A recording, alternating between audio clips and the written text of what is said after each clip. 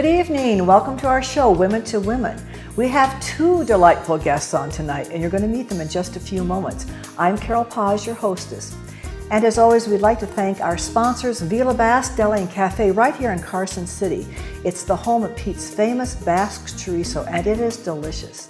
We'd also like to thank Carpa Nevada LLC, importer of fine Portuguese olive oils, aged balsamic vinegar, and international health teas. And if you're looking for the internet site to go to check on what's happening 24/7, it's carsonnow.org, located right here in Carson City. So remember, any news, anything that's happening, carsonnow.org. And now let's turn to our two ladies, and I'm going to have them introduce themselves and their responsibilities. They're representing a very fine and large organization right here in Carson City. Please go ahead. Hi, I'm Brenda Seelys, and I'm the Circles Coordinator for the Capital City Circles Initiative. So I oversee the program. I also co-facilitate the Getting Ahead workshops, work with the families and our volunteers. Thank you, Brenda. And Sally? My name is Sally Zola, and I really don't have any official responsibilities with the Circles group. I'm a behind-the-scenes person.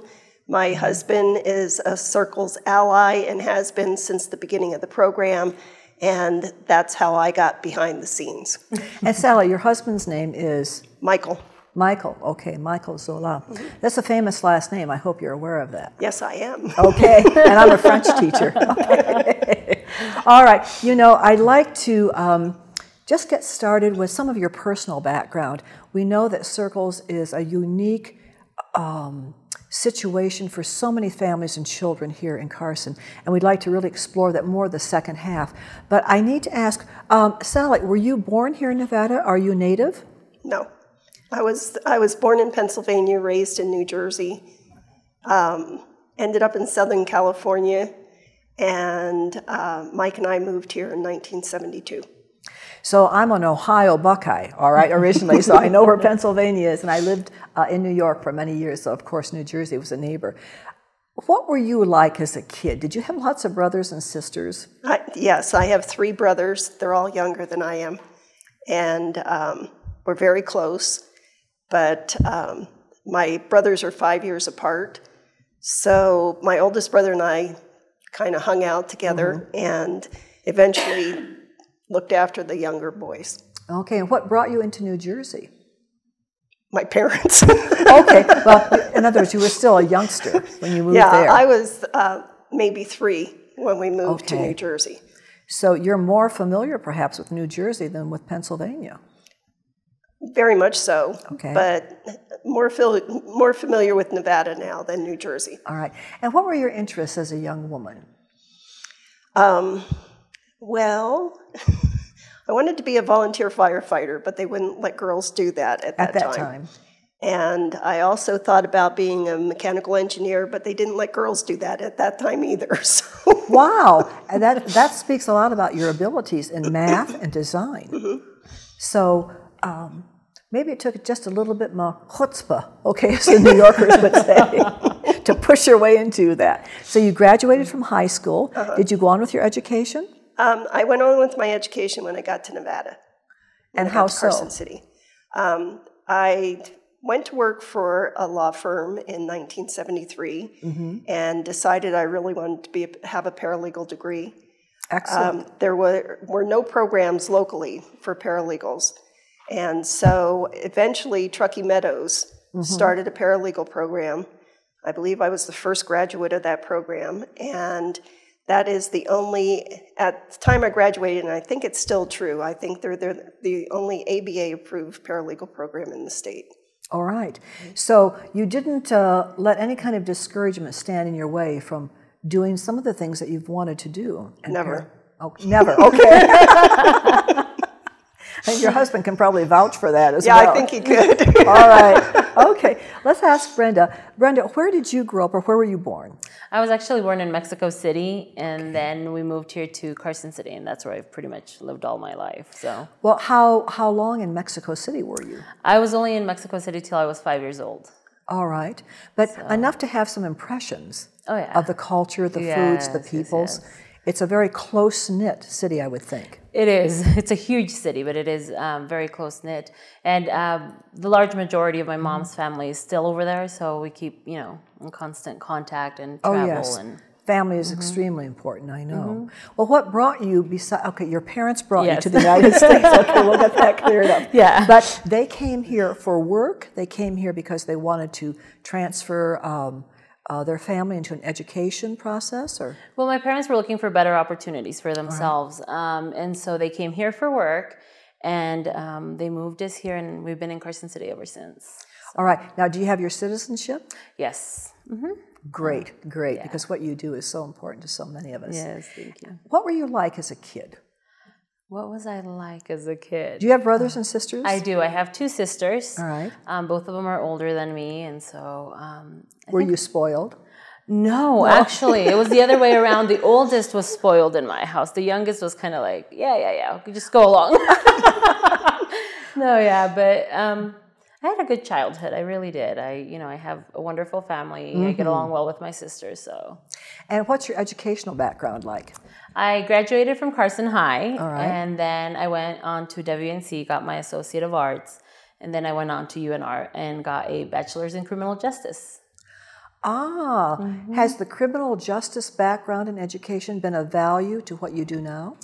I think that it has some, it has had some value because when you're going for criminal justice, you do end up learning a lot about, working with people and how to interact with people. So I think it really has helped. Originally, I was actually going for elementary education. Okay. And then I took a class just to go along with a friend, and I fell in love with criminal justice. So, I think that that takes a very special personality and one that gets along well with people, can communicate well with people, because you go into all areas of the justice system. Well, I would like to know how you became involved with Circles. Did you create it? I'm a newcomer to Nevada. Okay, I'm from the East Coast. So help me understand and help our viewing audience understand what is Circles all about? How would you define it from your point of view, Brenda? Okay. Well, to answer your question, Circles actually started out of a CAP agency in Iowa. And when in Carson City, they were looking at different programs to help, end homelessness and prevent poverty in our community, they came across different programs, and one of them was Circles. And so they were very impressed. It's kind of a different spin on it, and they brought it to Carson City, and I actually became involved in Circles because I started working at Carson City Health and Human Services as the workforce case manager, and I learned about Circles, and the opportunity came, and I just went with it. So. Okay, and Sally, for you, how did you become involved? Was it through your husband, or was it because there's just a heart in you that speaks to the homeless and to the families that have to deal with such an issue? I'd say both. My husband worked for NDOT till he retired, and he worked on the field crew. So he wasn't in town during the week. And during that time, I got involved in a lot of activities in Carson City. And he didn't, because he was only home, like 6 days a month. But after he retired, he saw an article in the newspaper about this Circles program starting. And what captured his attention was the fact that it specified that this program was not a handout program, it was a hand-up program. And he felt that he could contribute something to that program. So he went to the meeting and came home and said, excuse me, that he thought he would really be interested in that. And even though our friends kept asking why I wasn't involved in it, I told them that you were indirectly. I was in the background of this one because I was involved in so many things prior to this program. This was his turn to get involved, and I wasn't going to get in the middle of that. So I just got behind it. But what you're both saying actually is that it's hard not to get involved when you live in a community, that you treasure friends, you treasure family, and you treasure other people's lives. And actually, when you think about how successful a life may be, I would think that it has to do with what measure did you give of yourself to others to make their lives better? Rather than how big is your bank account or, or how famous a name do you have. No, it's what we do for others that really counts so much and makes us a community that people love to see and become a part of, and eventually perhaps even live here if they don't already. So help me to understand, okay, the issue of homelessness and the issue of being hungry affects probably most of us, if not all of us, at one time or another. Not necessarily everybody, okay? But we know people, or we have worked with people, or as a teacher, I've had come into the classroom, I know those situations, those issues to deal with. In the classroom, they don't go away just because they happen to be in a four-square walled place. So how do you see, Brenda, the Circles program? It's a hand up, but where do you see the successes being met? Well, I think we see success all over in Circles, not only with our adult participants, we also see success within the children, and I think also we do see success with our allies, which is what we call our volunteers who come to Circles to work with our families, who we call circle leaders. I mean, you see success everywhere. I think initially where you see it the fastest is within the children. You know, because now all of a sudden they have more confidence. Now they're not so worried about what's going on in the home because their parents have more stability.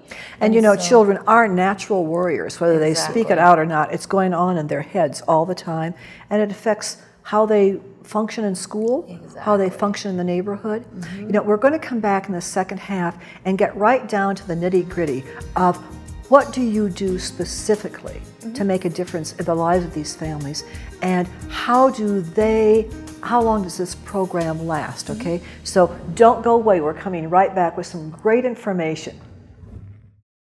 Apex SCF provides cutting-edge, hands-on training that effectively addresses today's threats of violence. The Apex Stay Alive course teaches proven methods for personal protection and attack countermeasures that can be applied in any environment. In your home, at the workplace, or on campus, Apex will teach you the necessary skills to stay alive, including how to recognize and react to an active shooter scenario. If you knew you had to fight for your life tomorrow, would you train today? Contact us now to sign up for a class in your region.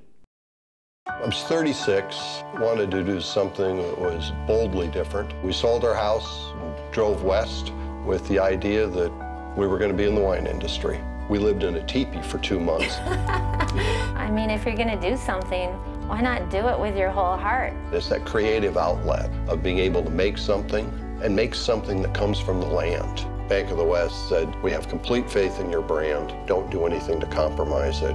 Banks don't say things like that.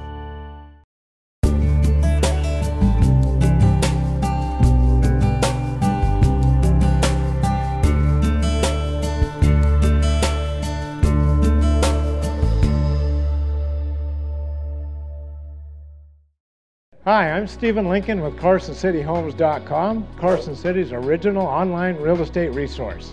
At CarsonCityHomes.com, you get effective and easy-to-use tools to help you select your next home today. With our easy-to-use website, you can search listings throughout Northern Nevada and narrow the results by selecting every facet, quirk, and quality you desire. Visit CarsonCityHomes.com. Come to the Carson Horseshoe Club for fun and friendly service. Play your favorite games. Join our Players Club, where you get cash for points plus food comps, and enjoy casual dining in our Lucky Horse Grill. Get it all in the heart of downtown Carson City at the family-owned, local favorite Carson Horseshoe Club. How would you feel if a fire broke out in your home and you couldn't hear the smoke alarm? Especially if it's someone you love. Visit ReadyWasher.com to receive a smoke alarm that is specially designed for the deaf and hard of hearing. These smoke alarms send a wireless signal to a receiver that gives you strobe and vibration notification. Local fire departments urge everyone to be prepared. Visit ReadyWasher.com to help assure the safety of your family. Welcome back to the second half of our program, Women to Women. We're here with Brenda Silas, okay, and with Sally Zola. And they're helping us to understand in more detail what the Circles program does specifically for children and their parents or for other adults. So let's get back to our conversation. And at any time, if you feel that you would handle it better, Sally, then okay, Brenda, don't hesitate to step right in. But I'm curious, because this is a touchy subject to all of our hearts, especially if we're in this situation. And we don't want to feel neglected. On the other hand, we don't want to feel like we're put down. So you say this is a hands up and a putting the families up. So how do you specifically deal with a family that you have? How do you come in contact with these families, Brenda? Well, the families come to us mostly on a referral basis from the other social service agencies in Carson City. We do say that we give them a hand up, not a handout, and that's really important. We want to put our families, who we call circle leaders, in the leadership position. Okay. They're the ones that know where they want to take their families. They're the ones that know where they need to be. So we surround them with a support system. We give them skills. Such as? Well, the first part of the program is the Getting Ahead curriculum. So they go through a 20-week work group where they learn a little bit about budgeting. It allows them time for self-discovery, also for taking ownership of their situation, looking into their relationship to money. So Circles doesn't only look at their finances. It really tries to target the person as a whole. How are you doing in terms of relationships? So it really does look at the whole individual. And so upon completion of the 20 weeks, the families are matched with community volunteers that we call allies, and they will work with the families to execute the goals that they've developed for themselves over the course of the 20 weeks. We want the families to say, I recognize that I have this need, and that in order to get ahead, for example, I want to pursue more education. And so the allies then take the role of, okay, so that's the direction that you want to head. How can we assist you to get there? So whether it be helping them by giving them information as to how to enroll, for secondary education, because for some people it might be very intimidating, especially if they're the first ones in their family to do that, or if they may need some help improving their work search skills, things like that. So the allies play an important role because they not only provide friendship, but they share their know-how, as well as they serve as sounding boards for the families. Many times, if the families are going through a struggle, just having somebody to turn to and be able to say, this is what I'm dealing with. Come up alongside of them. Exactly. So you're walking side by side with them. You're not walking ahead of them, behind them. You're right there next to them, so that you can be a part of their journey out of poverty. Have both of you been in mentorship, so to speak, with some of these families? And if you have, and in doing so, what have you discovered about yourselves?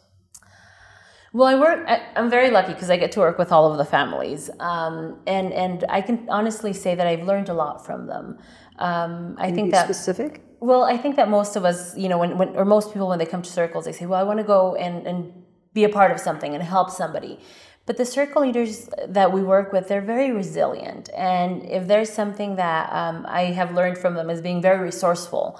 It's like many times I'm like, how did you manage to do that again? So I think you learn. And also you do learn from them that although they may not have a lot in terms of finances, they're very good about opening up their heart to you. And if you need something, being there for you. They want to give back what they're receiving. So for me, that has been a very, learning and growing experience. Has that been true for you as well, Sally? It has. Basically, when my husband got started in this program, he really didn't understand what people in poverty go through. As a child, I went through that situation with my mom and my 3 brothers. And so I knew what it felt like to be hungry. And to not have the same kind of clothes in school or the same backpacks or whatever. Mike's background is that his father was a Navy captain, and he lived in, captain's quarters on the base. And so they just had somebody looking out for him to always make sure he wasn't getting in trouble. But 2 interesting counterparts in a marriage. Very much so. So when he first started with this, he had a little trouble at first understanding what they were going through, but As I tell a lot of people, I mean, Mike's a good man, but he became a better man because of this program. You know, I have this question, and probably this goes back in your memories, and it's still there. Mm-hmm. What is it like to feel hunger? It's terrible. I mean, it really is. You don't from a child's point of view. From a child's point of view, you don't think about anything else except the fact that you're hungry. You know, so that's why it's difficult for kids to try and do schoolwork when they're hungry, to try to sleep when they're hungry, you know, to try to pay any attention to what their parents are telling them when they're hungry, because all they're thinking about is they're hungry. And wondering when will the next food come, That's right. perhaps. Exactly. You know, if people are interested, as they're listening to our program, where would you suggest that they either call into or they get in contact with if they are thinking about, okay, having training to become an ally? What would you tell them, Brenda? Well, we provide 2 meetings per month where we talk about our volunteer opportunities, and we hold those meetings in our office. But if people want to learn more about circles, they can contact me, they can contact our circles coach, David Bash. We also have a website where we provide information, and our contact information is on there. And I think one of the really one of the places where they'll get really good information is also we invite them to attend our weekly meetings, which is where we provide content for the families. We provide a free meal, free childcare, and that's, you know, where we meet every Wednesday. And they'll get the most information from attending one of those meetings, really, because they'll get to experience circles firsthand, see the families, interact with the allies, interact with the children, and I think that's where circles really begins to click. You know, where it's one thing for me to tell you all about it, right? But when you attend one of our weekly meetings, you see it in action, so it really makes a big difference. And I would think that as families and even children, depending, of course, upon their age and the consideration that they're giving, what they hear, what they're a part of, is that new self-awareness of who they are and how they are taking responsibility. Because I can't imagine any of us having any kind of success until we know who we are as a person to a great extent and how we're dealing with the management and the everyday decision-making processes that can make a difference in the present and make a difference in the future.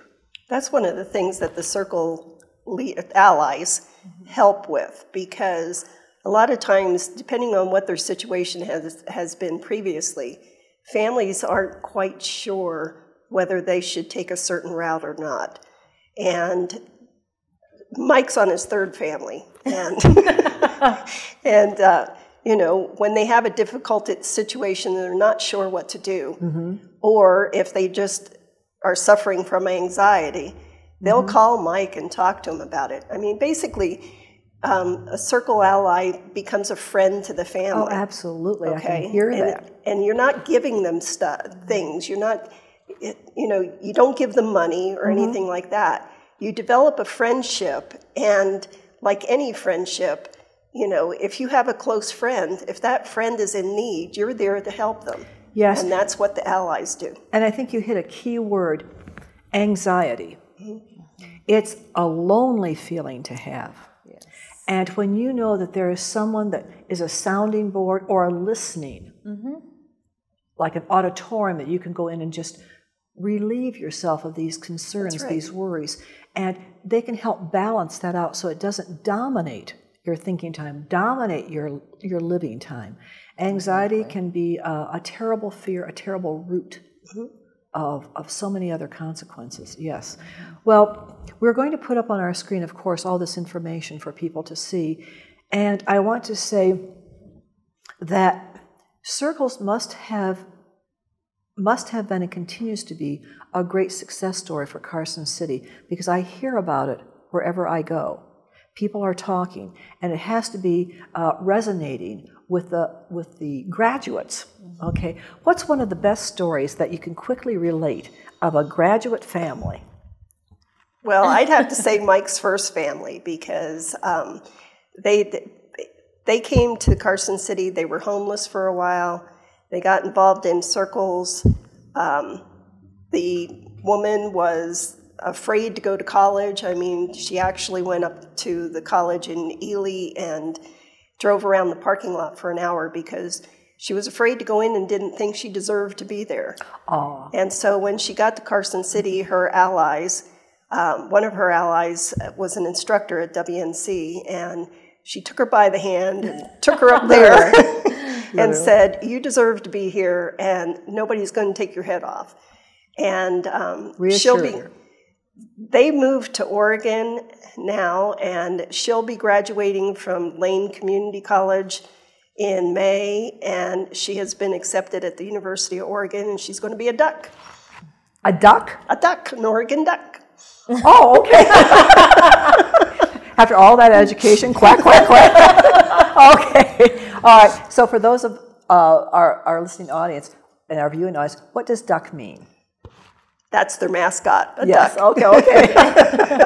All right. Well, you know, that's encouraging to all of us. And I'm going to say thank you so much for being on our program tonight and enlightening, bringing us up to date, because it's organizations like this and people like you who draw us in together as a family and getting to know each other neighbor by neighbor, sometimes one neighbor at a time.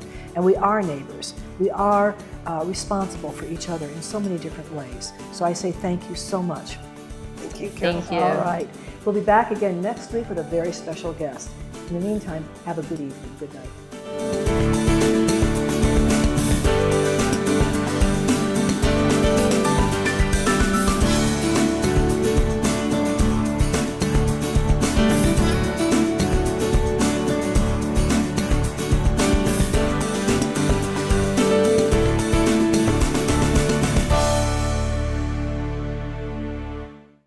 Hi, I'm Genevieve Frederick, founder and executive director of Pets of the Homeless. Pets of the Homeless is a nonprofit, all-volunteer organization that provides pet food and veterinary care to the homeless and less fortunate in local communities. We're a national organization with over 200 collection sites across the United States, one in Australia and a few in Canada.